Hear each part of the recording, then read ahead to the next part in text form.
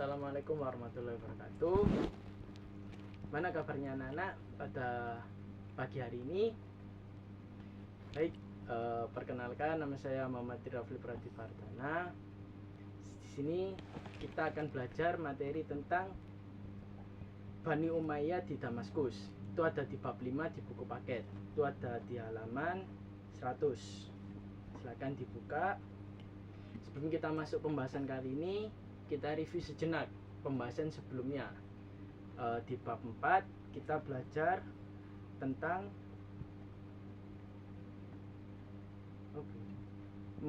mengagungkan Allah Subhanahu wa taala dengan tunduk pada perintahnya. Nah, itu kita sedikit review ya, nanti dikumpulkan di depan untuk materinya. Baik, kita masuk materi hari ini.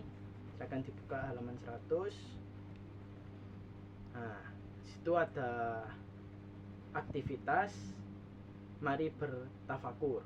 Silakan teman-teman baca, silakan murid-murid baca uraian di bawah ini untuk dijadikan renungan.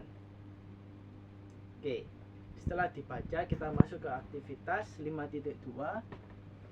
Setelah membaca uraian materi bertafakur di atas, tentu muncul pertanyaan-pertanyaan dalam benak kalian. Silakan tulis 3 pertanyaan sebagaimana pada tabel berikut, kemudian serahkan pertanyaan tersebut pada teman di samping kalian untuk dijawab. Jadi di sesi ini silakan teman-teman cari pertanyaan, terus ditulis, terus dikasihkan ke teman sebangku untuk dijawab pertanyaannya, saling tukar jawaban seperti itu. Baik, jika sudah nanti dikumpulkan di depan, kita bahas sama-sama. Oke, saya rasa sudah ya. Sekarang kita bahas sedikit materi Bani Umayyah di Damaskus. Yang pertama, sejarah berdirinya Bani Umayyah di Damaskus. Setelah masa Al-Khulafa Ar-Rasyidun, berdiri sebuah dinasti yang disebut dengan Bani Umayyah. Itu pada 41 Hijriah atau 661 sampai 130 Hijriah atau 750 Masehi. Muawiyah bin Abu Sufyan bin Harb bin Abdul Manaf adalah pendirinya. Silsilahnya bertemu dengan Rasulullah SAW. Pada Abdul Manaf, keluarga Hashim Bani Hashim menjadi panggilan bagi keluarga Rasulullah SAW. Sementara keturunan Umayyah disebut dengan keluarga Umayyah atau Bani Umayyah. Muawiyah menjadi khalifah pertama Bani Umayyah, di ibu kotanya adalah Damaskus. Nah, di sini ada aktivitas 5.3.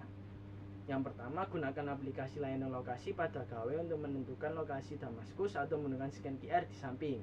Nah, untuk mengetahui lokasi Damaskus, silakan teman-teman scan kode QR yang ada di buku paket kalian supaya lebih mengetahui lagi informasi lebih lanjut. Bagaimana kalau kita tahu letak lokasi sesungguhnya Bani Damaskus di mana. Oke, kita lanjut ke materi. Nah, ini ada gambar 5.2 wilayah kekuasaan Bani Umayyah. Pada awal pemerintahan Muawiyah bin Abu Sufyan, wilayah diperluas hingga ke India. Ke India, dia mengutus Muhalab bin Abu Sufyan Yazid bin Muawiyah memimpin perluasan wilayah barat, daerah Biazitum. Perluasan mencapai pula daerah luar Arab seperti kota Konstantinopel. Nah, ini awal mula Islam berkembang dan maju. Nah, ahli sejarah mencatat terdapat 13 orang yang pernah menjadi khalifah pada dinasti Umayyah di Damaskus. Untuk lebih mempermudah mengetahui pada para khalifah Bani Umayyah di Damaskus, perhatikan tabel berikut. Silakan murid-murid perhatikan tabel yang ada di bawah. Itu ada tokoh-tokoh Bani Umayyah ketika Bani Umayyah memimpin Islam pada masa itu. Nah, ini ada aktivitas lagi 5.4. Buatlah bahkan gambar mengenai nama-nama khalifah Bani Umayyah di Damaskus lengkap dengan tahun kekuasaannya secara berkelompok. Kerjakan tugas ini pada kertas karton untuk diberikan penilaian oleh guru dan ditempel pada ruang informasi di kelas. Jadi silakan teman-teman bentuk kelompok terus kerjakan tugas tersebut. Oke, kita lanjut ke materi lagi. Itu sebagai tugas ya, nanti dikumpulkan minggu depan. Dinasti ini telah menggapai berbagai kemajuan, perkembangan dan perluasan daerah pada masa Muawiyah bin Abu Sufyan. Pasukan mengepung Konstantinopel dapat ditarik. Beliau mendirikan departemen pencatatan, mendirikan pelayanan pos, pemisahan urusan keuangan dan urusan pemerintahan diatur secara teknis dengan pengangkatan seorang pejabat khusus yaitu Sahib al-Quraj. Penambahan wilayah kekuasaan diperluas pada masa pemerintahan Walid bin Abdul Malik, yaitu pada 86 sampai 96 Hijriah atau 705 sampai 715 Masehi. Keadaan dalam negeri ini dalam kondisi aman, semua permasalahan bisa teratasi pada masa Abdul Malik bin Marwan 65 sampai 86 Hijriah atau 65 sampai 705 Masehi. Begitu kemajuan peradaban dapat dicapai khususnya pada bidang politik pada masa Walid bin Abdul Malik 86 sampai 96 Hijriah atau 705 sampai 715 Masehi. Walid bin Malik berusaha memperluas wilayahnya sampai wilayah Afrika Utara, yaitu ke Al-Aqsa dan Spanyol Andalusia. Kegiatan tersebut yang bisa membuat perubahan pada Islam pada masa itu, sehingga Islam mengalami kemajuan pesat dari segala bidang, dari segala aspek. Semua Islam punya dan Islam yang menguasai.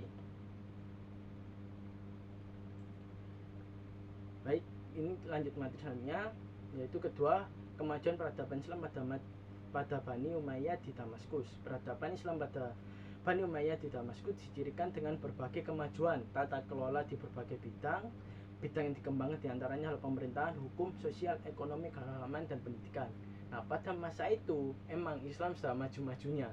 Jadi yang perlu diketahui murid-murid, Islam pada masa Bani Umayyah ini Islam yang paling maju, paling berkembang pesat, paling bisa menguasai dunia.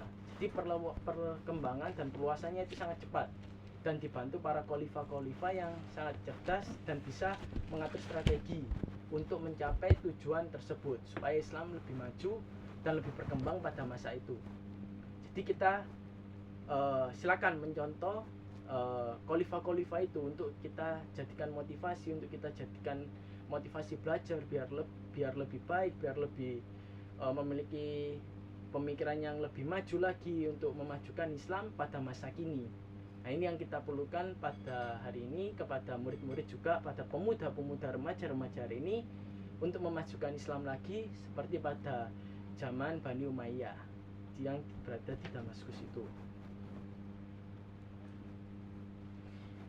Tidak hanya pengetahuan perihal keagamaan yang maju pada bidang itu, semua pendidikan mulai pengetahuan alam, pengetahuan rohani juga dimajukan terus. Jadi pendidikan Islamnya maju, pendidikan alamnya, pengetahuan umumnya juga maju. Seperti IPA, IPS dan lain-lain itu juga ikut maju semua. Nah, itulah kemajuan Islam pada masa itu yang perlu kita patuti jempol dan perlu kita tanamkan dalam diri kita untuk lebih baik lagi, untuk kita bisa memajukan Islam pada masa kini. Oke. Mungkin dari buku paket-paket itu mungkin silakan dibaca, silakan dipahami. Jika kurang paham bisa tanyakan ke saya. Sementara untuk materi kita hari ini hanya 2 sub tema saja, sub bab aja. Dari bab itu kita bahas 2 sub tema aja, kemajuan dan perkembangan. Untuk minggu depan kita bahas lagi memetik nilai Islami dalam sejarah Bani Umayyah di Damaskus. Kita bahas itu lebih lanjut lagi, lebih dalam lagi. Baik, sebelum kita tutup, saya akan ada tugas terakhir, yaitu cari informasi lebih lanjut mengenai perkembangan ilmu agama pada masa Bani Umayyah, dilengkapi dengan nama tokohnya. Kalian dapat membaca pada buku atau sumber lain. Tugas dikerjakan secara individu, kemudian diberikan pada guru. Itu silakan teman-teman cari sebanyak-banyaknya, cari dari sumber internet, buku-buku, silakan, saya bebaskan, asalkan tidak boleh sama satu sama lain dengan pendapatnya masing-masing. Oke, mungkin itu yang kita pelajari hari ini. Semoga bisa bermanfaat. Semoga teman-teman atau murid di sini bisa lebih baik lagi dan bisa mengamalkan apa yang telah diterapkan pada khalifah-khalifah di Bani Umayyah. Oke, kita tutup dengan bacaan hamdalah bersama-sama dan dilanjutkan dengan doa syafaratul majelis. Alhamdulillahirabbil alamin. Subhanallahumma wa bihamdika asyhadu an la ilaha illallah wa asyhadu anna Muhammadan abduhu wa rasuluh. Sekian, Wassalamualaikum warahmatullahi wabarakatuh. Sampai bertemu di minggu depan.